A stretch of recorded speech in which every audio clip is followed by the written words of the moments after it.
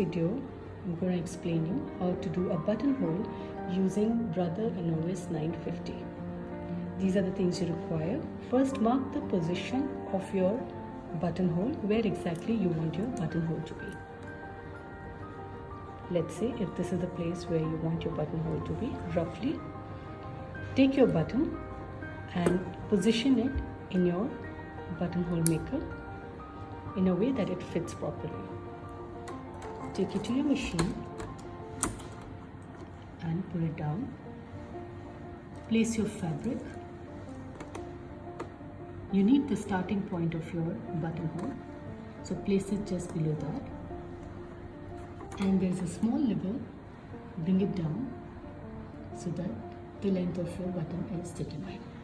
On your machine, on the display, move on to the buttonhole maker, buttonhole design. Select your design for the buttonhole, whichever design that you want. Once the buttonhole design is set, press the start button and the machine will start making the buttonhole on its own.